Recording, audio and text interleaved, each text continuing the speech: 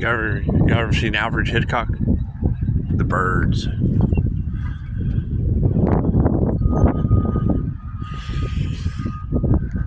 Yeah, I mean, patience is a virtue.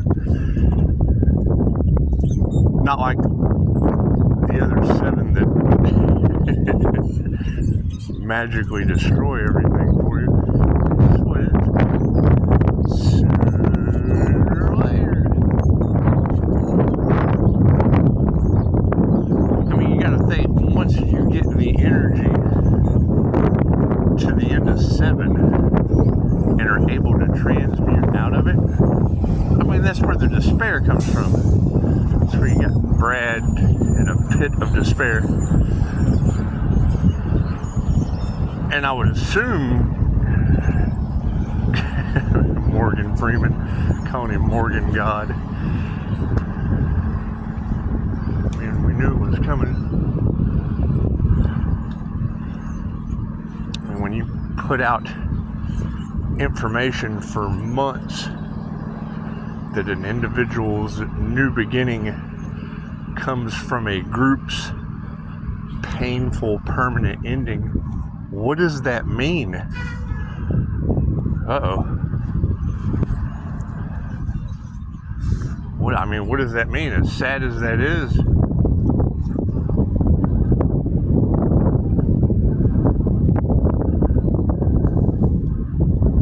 just to think what is fair, and not taking action.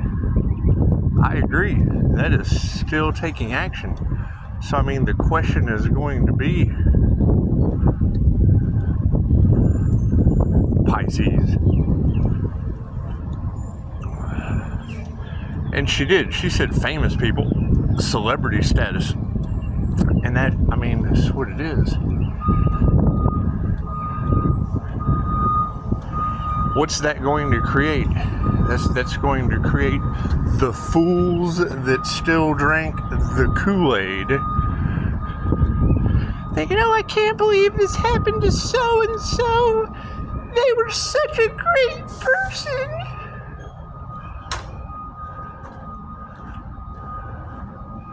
Based on, what? Love magic? Love spells, glamour spells, BS. I mean, the fact that my meditation has changed. And yes, I mean, that's basically the new INFJ mission. Who else had a crown activation?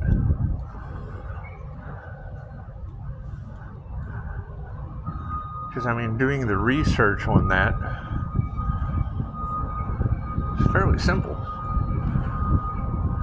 It's not that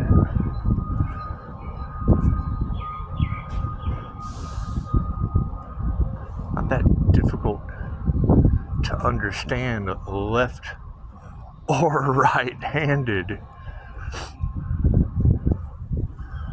And that's fine.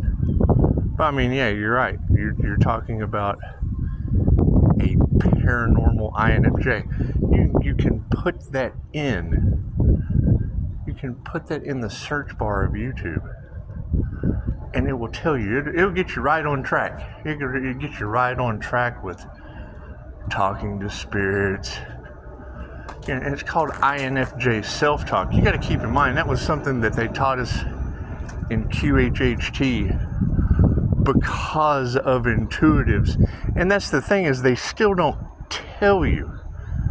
Because of introverted intuition, INFJ self-talk, intuitives, clairaudience, claircognizance, because of these abilities, they had to change the definition to cancel out, because you got to think, people that are clairaudient, that's literally like having a conversation with your higher self or with God in your head, the creator consciousness. You're working things out with the other side of your brain.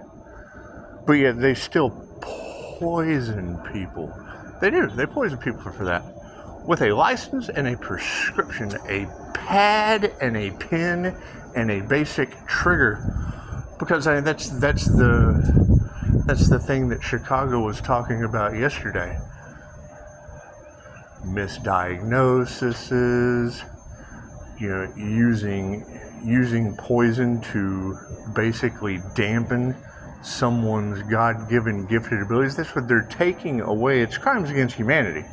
They're taking, if they have a class for it, to balance it out, and then they have a doctor with a prescription pad and a professional opinion. When I hear you girls say that second opinions are available, well, yeah, but what happens when they go with the first option and it ruins their destiny? That's not even destiny swapping. That's destiny unaliving. They're destroying it at that point. And that's what it is. There's cracks in their foundation. There's cracks in their confirmation. There's cracks in their educational foundation. And it's what it is. It's what it is. However, yes, patience always wins in the end. And you got to keep in mind, Reiki translates into love's intent to help or heal. So absolutely, love always wins in the end. It's 2,500 years old, and it has me glowing like a Pisces sun. Namaste.